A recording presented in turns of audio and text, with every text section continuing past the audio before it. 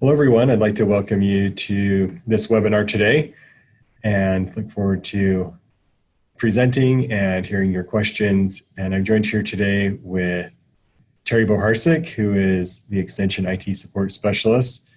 And I'm Mike Whitesides, Director of Marketing for the College of Agriculture and Applied Sciences and Extension. So I'm just going to jump right in. I've got a few PowerPoint slides today, and this is a topic I'm really passionate about that I've researched quite a bit.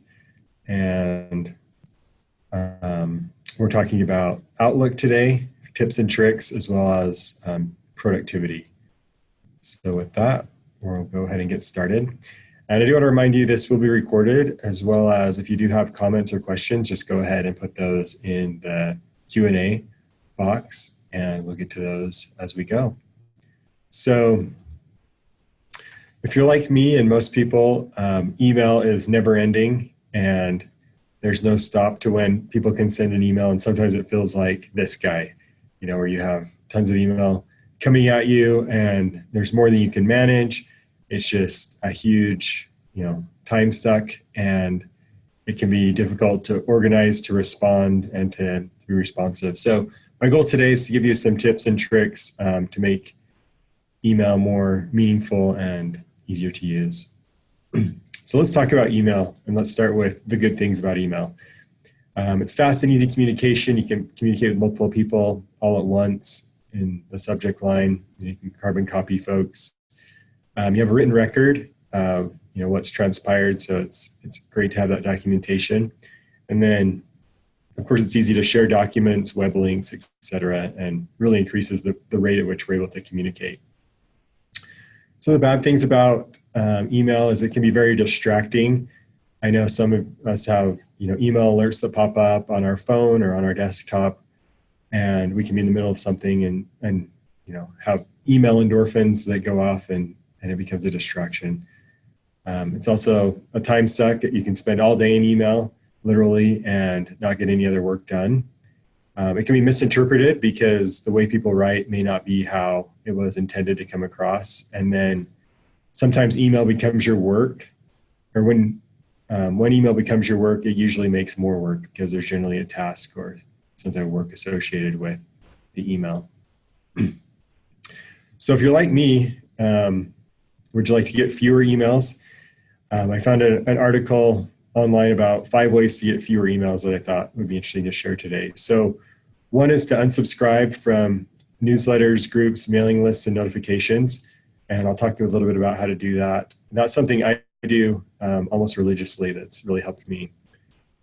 Second is send fewer emails.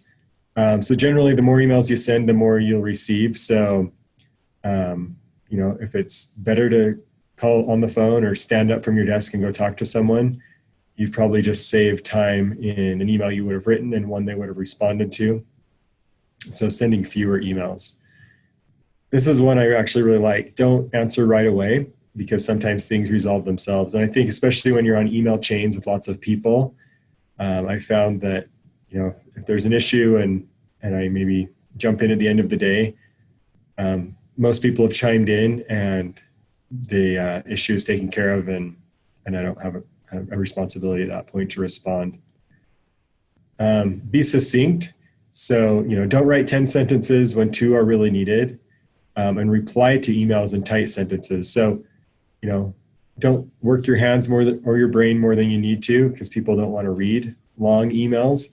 And so just being tight and succinct is a good idea. And I've even been known to, if I need to talk to someone about several issues, I'll send those out as separate emails instead of an email that has 5 paragraphs. I'll just create an email for each topic, and then it's a tight, succinct conversation. And then lastly is respond with statements.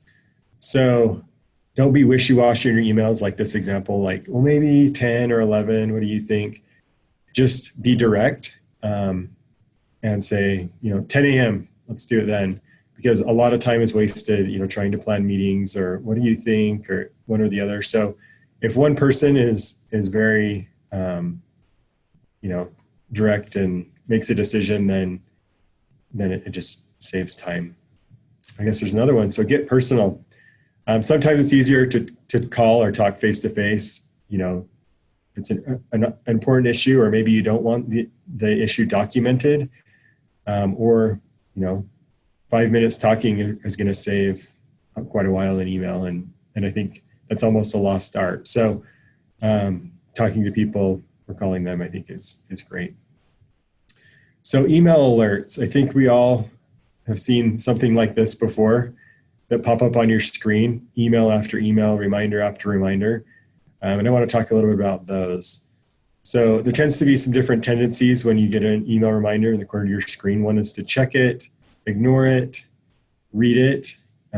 So when you read it, you may act on it now or act on it later. You may delegate it, you may delete it, or you may forget about it. So again, I feel like the email alerts are, at least for me, distracting. And so I'm going to show you today how to turn them off. If you don't want to read them, if you don't want to be notified every time with a visual and a ding or a sound. Because I think what happens is we kind of get just unresponsive to these things, and then we tend to ignore them. And perhaps if you're like me, sometimes I'll read an email and I'll think I will have responded, but I actually didn't. Or I'll be on the go and checking email on my phone, but not really doing anything with them. And then sometimes I forget about them. So that's another one, is answering email on the go. A lot of people say, don't do that.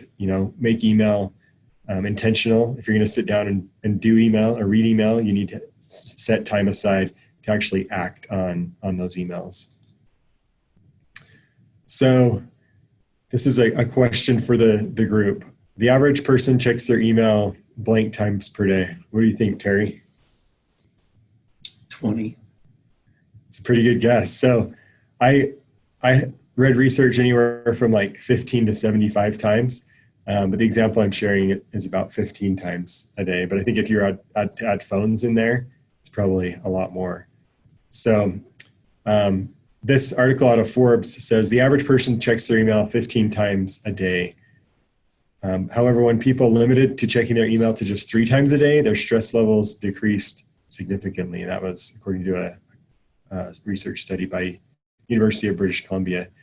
So it's this idea of, really making checking email and working email intentional, instead of just having your email browser open all day and just working from email. Granted, some of our jobs are very customer service oriented, like Terry's, for example, and so he needs to be available. However, other jobs, email is part of the job, but email is not our entire job. And so the results of this research was that people felt like they were more able to complete their most important work, and they also felt a greater sense of accomplishment. So I think that accomplishment came from they were actually getting work done instead of just replying to emails all day. So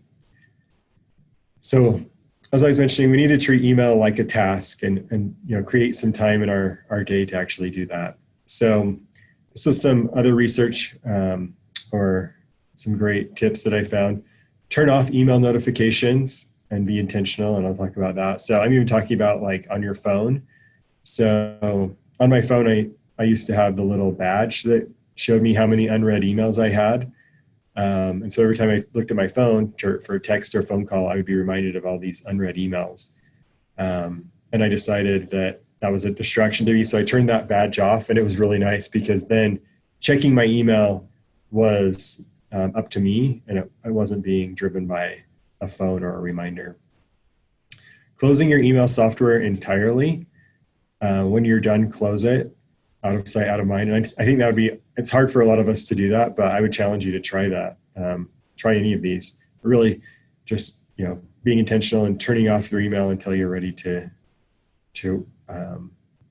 reply and to work your email. Outlook also has a offline mode. So I've done this before where I've said, I'm going to spend some time answering the emails I have, but I don't want to get any new ones. So I'll put my email into offline mode.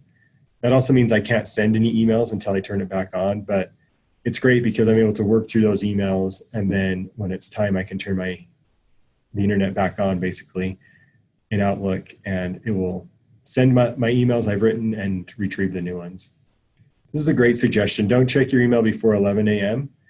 And this is something in our office we've been experimenting with. So we don't have any morning meetings anymore. We've moved all of our meetings to the afternoon because research has found, and personally we found, that we do our best work in the mornings. And so coming in and getting right into email is probably the least efficient use of your time, because you're just coming to work, your brain is clear, and digging right into emails and other people's issues and projects and things isn't the best use of that early morning hour. So I would encourage you to really be intentional about making the most out of projects or important things in the morning, and then reserve 11 o'clock to really start working your email. Don't check email on the go, and I mentioned this one. If you don't have time to act on it or to respond, then don't read it. But if you're stuck in line at Disneyland for 2 hours, you probably have some time to dig through your email. Productivity tips. This kind of goes back to that don't check email on the go, is this idea of touch it once. So if I'm going to read an email, I want to be able to work the email. So either forward it on to someone who can help, or delete it, or create an action item and do it. But I don't want to be reading emails and then later in the day rereading the same email and then taking action. So really focus on being intentional with, if you're going to read the email, know that you're going to have to respond to it or take action. And then there's another concept called the 2-minute rule, which is if the issue or the email can be taken care of in 2 minutes, just go ahead and do it then, if it's a short task. But if it's something like you're going to need to create a report, or it's a collaborative project, and it's going to take more than 2 minutes, then schedule time in your calendar for that particular project. But if it's less than 2 minutes, go ahead and get it done. A few other tips I had. I heard this one today. If you don't want your email read over TV, then don't send it. That was good, because emails are not private. Only send emails during business hours so they don't get lost. Another great suggestion. So Outlook actually has a delayed send feature. I'm not going to cover that today, but you can actually tell your emails to send later or whenever you want. But sometimes when I get emails after hours or on weekends, they somehow get lost because they aren't in the regular flow of my emails. Don't use all caps in email. I think we all know that means shouting. Avoid marking your emails as urgent when you send them, unless they really are. Because if you're marking everything as urgent, then nothing really is. Be careful with the reply all. Sometimes when you're replying, not everyone needs to know the reply, and we all appreciate getting fewer emails. Reply to email within the same business day. And just in the society we live in, people expect that we get back to them within the same day. You can't unsend an email, so send it carefully. And I know in Outlook you can try to unretrieve things, or even Google has a feature like that. But it just, I know in Outlook, if you sent me an email and then tried to retrieve it, I'm notified that you're trying to retrieve it. And then I'm more interested in the email, because it's like, well, what did they not mean to send me? So I wouldn't use that feature, but just, read twice and send once. And then keep it short, sweetheart. This is our KISS acronym. So this was some research based on, I think, billions of emails that they looked at. The average response was only 5 words long, which I thought was really interesting. More than half of email replies are less than 43 words, and only 30% of emails are longer than 100 words in terms of replies. So keep your communications short and sweet, to stay on good terms. And this was another great suggestion I found. Could you write an email to someone on the back of a business card? That's really how short you should try and keep email communications, just kind of short bites of information. And if it's going to be long, it's probably better just to call the person or to work it out. This is another great bunch of suggestions just about using the subject line. And if you're using subject lines appropriately, then your emails could be a lot shorter, because you can just get a lot across in just a few minutes. So be specific. So no one-word subject line. So here's some examples. So here's a bad example: dinner, good example is dinner party at Stacy's. Best is dinner party at Stacy's this Saturday, the date and the time. So you can see just with that subject line, you've communicated what could have been just a whole sentence in an email, but you got it through just in the subject. Here's another one, workshop. Bad example. Good example is email productivity workshop, and the best example is live email productivity workshop, November 7th, 3 p.m. The great thing about making really good subject lines is most of us use mobile as we're looking at email or on the go. And so you can see if you're using a good subject line in mobile, without even opening the message, someone can get your message across. So almost be thinking of email like you would a text message, just kind of a short blip of information.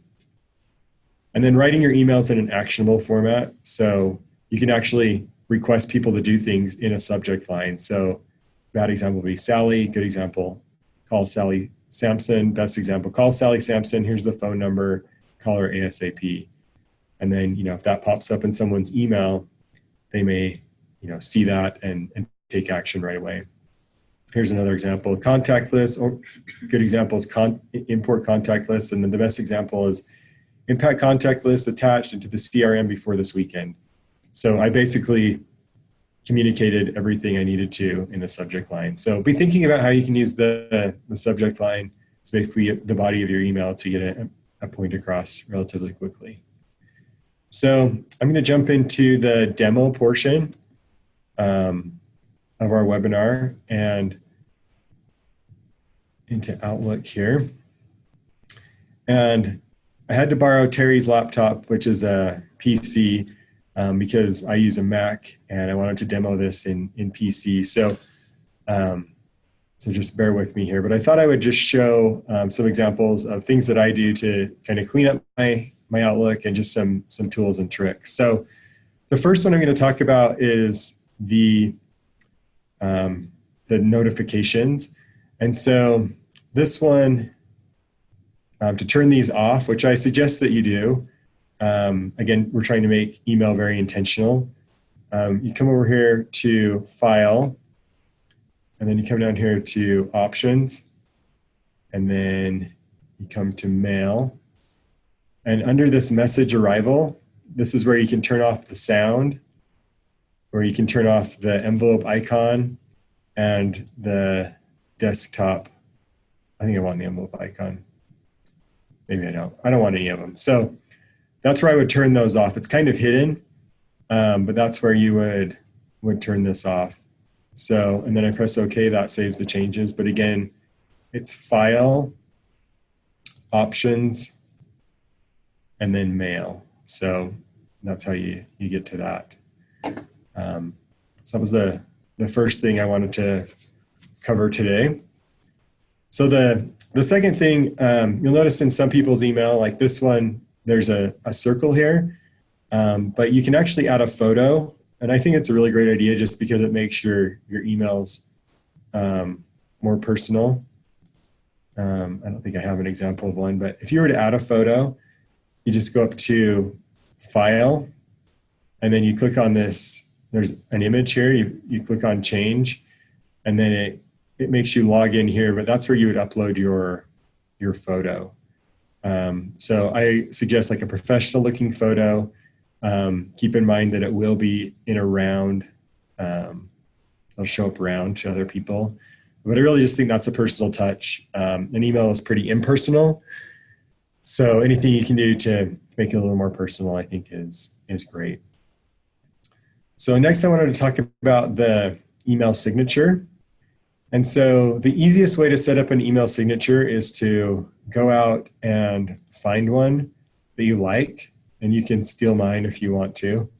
But what I would do is I would just right click and copy this. It's already all formatted and set up. And then I would come over here, and actually I just found the best way is to type in signatures here. And then this highlights, you want to click the one with the arrow and click on main. Let's see. I'm going to click on signatures, not main. And then what I would do is I would just paste my signature in here. So I just use the keyboard shortcut, Control V, and there you can see it's pasted my email in there. And you'll notice with mine, as part of my email signature is this word thanks. I close all my emails with thanks. But also if I'm just replying to a bunch of people and telling them thanks, I just press reply and send, and I don't have to type it in. But sometimes I'll put an exclamation point, or I'll put like a comma, and I'll put my name after it. So this is my email signature. You'll notice also that my my email address is highlighted and it's hyperlinked. So when someone clicks on that, they could potentially open up Outlook would open up a fresh email and put my name in the address. And you might think, why would you want your email address in your signature? But you'd be surprised how many times people are looking for your email address, even on your signature. And signatures are just very important. So say we're emailing back and forth, and I think, you know what, it'd just be easier to get on the phone and call this person. I can pull up your phone number right from the email. Or if I need to send you a fax or mail you something, it's really, really simple. And then I suggest having some sort of word mark. I don't use the extension or the college word mark because I'm in both areas. So I just use the university one. And then if you want to have like a little quote or something, you can do that too. But if you were to hyperlink your email address, I'll just show you how you do that. So I would type it in, and I would actually copy it, Control C. And over here, there's a little hyperlink button. I'd press that, and I click on email address. And I would just put my email address in there. I think the mail to thing is part of the code. And then you can notice, I don't want the mail to here to display. And then it will hyperlink. But I could also hyperlink, if I wanted to, College of Agriculture and Applied Sciences. I could hyperlink that to a web page. And then I would just type in the web page here, http usu.edu/cas. And I'd say, okay, now that's hyperlinked. So that's how you set up your email signature, but I would recommend formatting it like in Word or something. You could also format it here. And then you can also have, you'll come up here and you want to just select this as your, well, before you start, it'll have you name your email address. I called mine main. And then you can come up here and you can have it display on new messages and also display on forwards or replies. Or if you don't want it to show up when you forward something or reply, you can tell it not to. But I just keep it there. And then what you do is you say, okay, it saves it. And then when I create a new email, you'll notice my email signature is here now. So that is how you create an email signature. Out of the office reply is something that, we should all use when we're not going to be in the office or we're on vacation or out for a conference or something. And so I think we've probably all received those emails. You'll send someone an email, it's like, and you get an autoresponder. It says, sorry, I'm out. I'll get back with you later. So to do that, again, you click on the file and then you go to automatic replies, which is also called out of the office. And then you click on send out of the office replies. And I really like this feature because it sets a timestamp on it. So I could set this up for today, but I could have it be, for when I'm going to be gone actually next week, and just have it start, at 5 p.m. that day. I'm leaving the office for a little while and then have it go until 5 p.m. the day I would have gotten back. And then there's actually two tabs here. So one is out of the office that you would leave for people inside of our organization. So that's anyone with a @usu.edu email address. And then you can have a separate message for anyone outside of our organization. I just use the same message for both. and then you would say, okay, it would save, and then it's only going to send out of the office replies during that time. So the next thing I wanted to talk about was how to unsubscribe and block senders and just really clean up your email, your junk email once and for all. So here's an example of like a sales type email. I get these all the time because I'm in marketing, so people find my information. So if it's something like this and it has an unsubscribe button, I always unsubscribe. And I found that, it generally takes you to their website. It says, why do you want to unsubscribe? And we're sad to see you go. But I really found that it's worth the time to unsubscribe because by law, they have to remove you from their email list if you don't want it. And so that's really all I do for the unsubscribed. You can also do an unsubscribe up here. And Outlook kind of does it for you. And it also blocks the sender. And so basically what that means is if I ever get an email from this person again, it'll automatically be moved to my junk email and I'll never really see it. So I can block the sender too, which is handy. But to get off of their mailing list, you need to do the unsubscribe through their website. So, and then after I unsubscribe from something, I just, delete that email. So here's one that I thought was kind of funny. I got this email. It's obviously it's suspected as spam, but it says, if you don't want to receive emails from us, reply abolish in the subject line. I thought that was funny. So sometimes I'll do this. I'll just reply and say abolish or remove or unsubscribe. But this one, for example, it also has a unsubscribe. Let's see.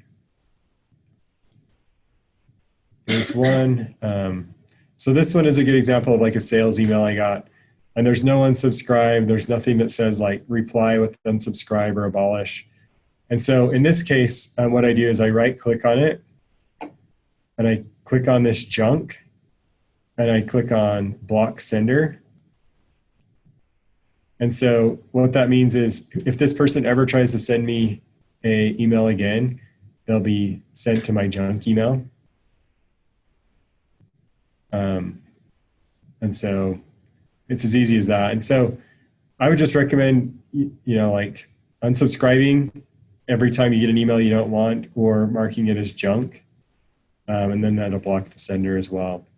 It's really helpful.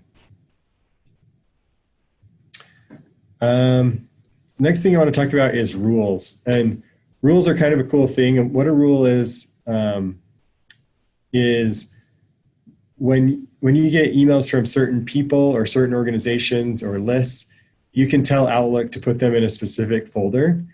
And so let me just demonstrate how I've done this. And to go to these lists, again, you click on File, and you come down here to Manage Rules.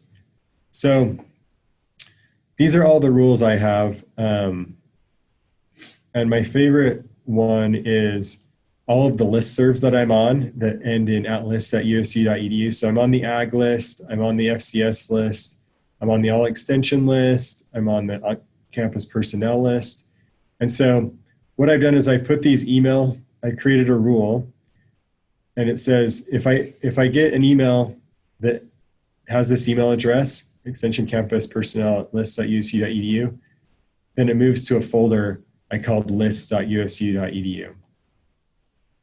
So let me just show you how I would set something like this up. So I'm just going to go ahead and I'm going to try and copy this so I can demonstrate it for you. But why I did this with all my lists is because a lot of this stuff is important, but it's not personalized email to me, and I'll get around to it later. And it was just clogging at my email address with all these listservs. So I created a new rule. And so it says move messages from someone to a folder. So that's what I want to do. And so it says, then you just click on this link. It says apply this rule after you receive an email from this people or public group. And then that's where I would click on that. I would paste in that email address. So let's see. I think it wants me to actually find it.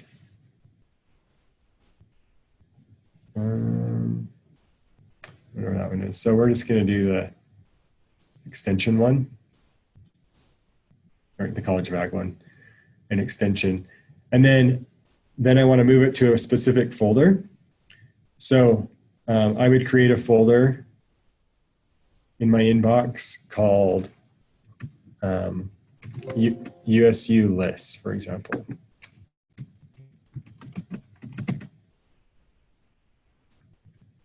So I just created a rule, and it created it, USU lists. And so there's my rule. It says, anytime I get a message from Extension College of Ag, I'm going to move it to the USU lists folder. And I'm just going to say finish. I'm going to say apply. And okay. And then I'm going to go back. And if I go to my inbox, there's this USU list now. And so now if I get anything from that list server, it's going to go in here. So my list.usu.edu, I've set this up so anytime I get anything from one of the lists I'm subscribed to, all of those go in here. So here's the 4-H list, here's the all extension list. If you're like the Chamber of Commerce emails in there, I get some from a professional association. So any of my listservs, I just thrown in here. And I'd recommend everyone do the same. I know someone on my staff has a rule set up for me, and they have a folder with my name on it. So when I send them an email, it goes right into this folder. And so they go in and see, if there's any, urgent projects that I send them. And then it still shows you if you have an email coming in. However, I will note that when you're checking email on your phone, it doesn't show that it's in a separate mailbox. It just shows it as part of your inbox. So something else I wanted to show is how you can sort your email. So if I've got a lot of email, or I've been out of town or something, sometimes I've found it really helpful to sort by from. So I can just go through, and generally a lot of the material that questions and things, they refer to the same person, and I can just get through the items with that same person all at the same time. I work from top to bottom. The other one I really like to sort by is category, is subject. And I noticed on the Apple version, they call it conversation or subject. So this is what I just wanted to show, there's been a lot of conversation about these swag bags. And so I've gone through and kind of read all these, and I just want to delete all of these emails because I've read them all, and it's going to save me time by just getting rid of all of them at once instead of finding them one by one. So I just select one like I did here, and I hold down the shift button and go to the end one, and see it highlighted that whole conversation. And then I just press delete on my keyboard. And now that whole conversation is gone. So that's just another trick I use to really clean up my inbox by selecting a conversation. And if I've gone through everything, the issue is resolved, I'll delete all the email that are associated with that. Just a couple more things I wanted to point out is there's this flagging feature in Outlook. And if you hover over the flag, it will highlight. And then if you right click on it, you can basically set a reminder for get back to this today, tomorrow, this week, next week, no due date, no date. I just want to flag it. Or you can add a reminder, or if you just click on it, it turns the flag on and it will highlight it for today. And then you can actually go up here and sort by the flags. And so if these are important emails that you need to get back to, so some people like to kind of comb through all their emails, flag the ones that have action items, and then they'll go back and work through those. That's a strategy to do that. And then when you're done, if you just click on the flag again, you can see it marks it as complete. Or if I accidentally clicked on it and I didn't want it to be a flag, I can go to right click again and click on clear flag, and it'll take the flag off. then just two more hacks I wanted to show is if I, say I did have something that I flagged and I wanted to make it a to-do item, I can drag the email over here to this little clipboard with a check on it, and it creates a task. So I can say, I need to do this, start date, due date, any of that. I can assign it to someone. I can color code it. I can do a lot of things. And then if I save it, and then I click over here, this is my task list. And then it shows, I think that's the one that one of those I just flagged, and then I can go through and knock out my tasks if I want to. And aside from making it a task, you can also make something a calendar item. So let's say someone's like, hey, we should get together. We need to talk about this. I can drag this over the little calendar icon. And when I do that, I can create a calendar invite from here. So the title becomes the subject of the email. So I could change that if I wanted to, but the body of the calendar invite becomes whatever was in that email. And then I can go ahead and invite the attendees and set this up like a normal meeting. So that concludes my section of the demo. Now we're going to jump back into the PowerPoint presentation. Do you have any other hacks you wanted to share with us, Terry? I think you covered them really well. Okay, thanks. So with that, I'm going to share the PowerPoint again. We're going to turn things over to Terry.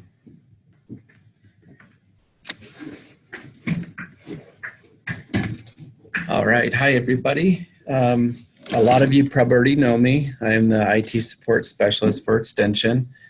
For those who don't know, I'm going to go over some information today that'll help you get the support that you need. So go ahead and move on from this slide here. So when you request assistance, there are several ways to get in touch with me. You can call me directly at 435-797-8459.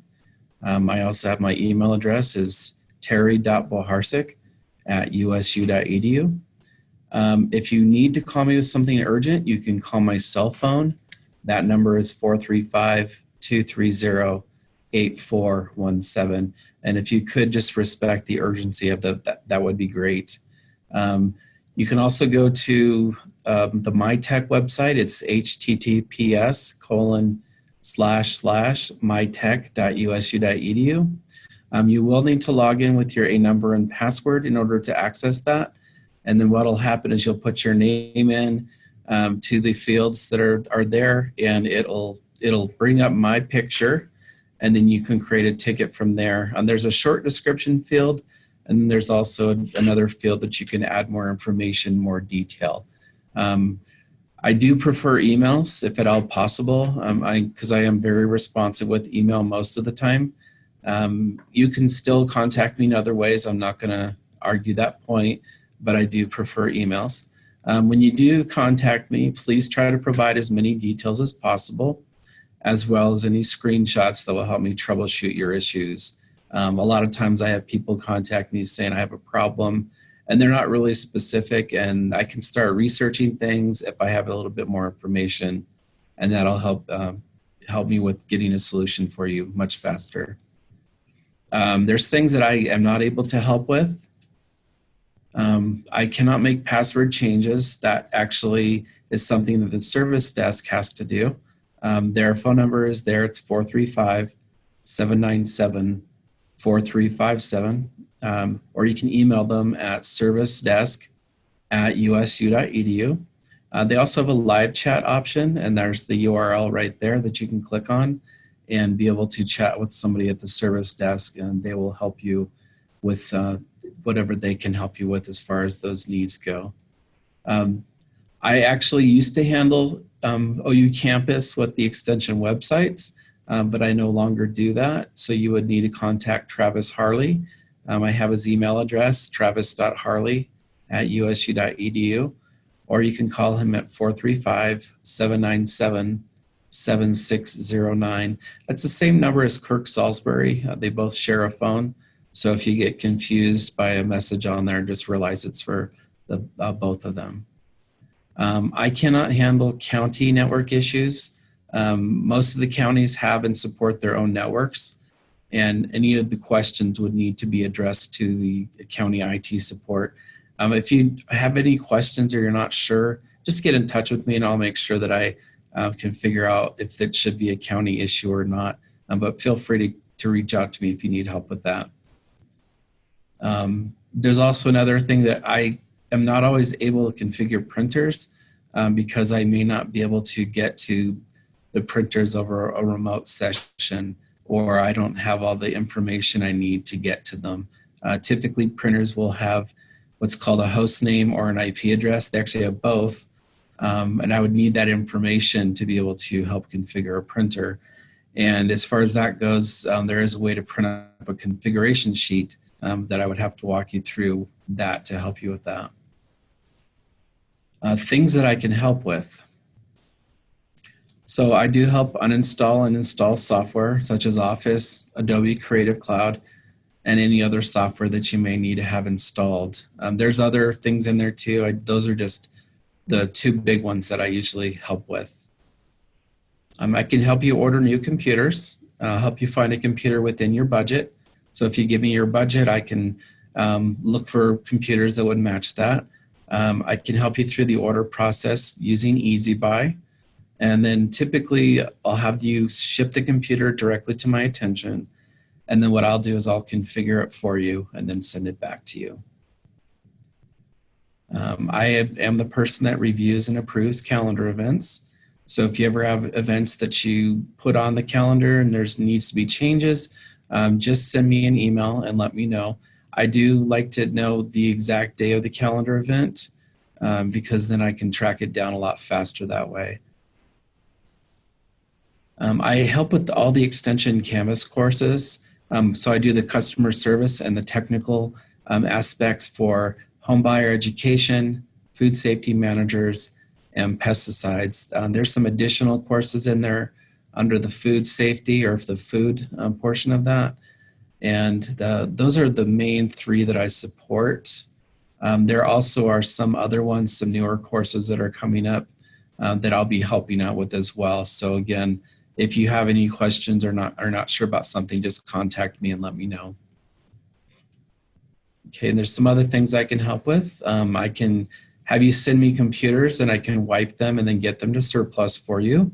The reason why I wipe the hard drives is because there is personal information on there and we don't want anybody able to get to that information. I help with Zoom meetings, and WebEx is something that's coming up a little bit more frequently, mostly with Zoom meetings. I'm the technical contact for candidate interviews on campus. So if you ever have any search committees and need Zoom meeting links for those candidate interviews, I'm the person that will set those up for you. I also answer questions about software. There are times when I would need to refer you to the company that offers the software because they're the best source of information on their products. So usually the basics is what I will be able to handle. If it gets more detailed, I can contact the company on your behalf, or we can do that together, or you can contact them on your own. Okay, that's all I had. If there's any questions, please let me know. And like I've said before, please don't hesitate to ask questions if you're not sure how you need to get help or not, and then I'll figure out the best solution to your technical issues. My contact information is at the bottom of this slide. And again, like I said, I prefer emails if at all possible, terry.boharsik@usu.edu.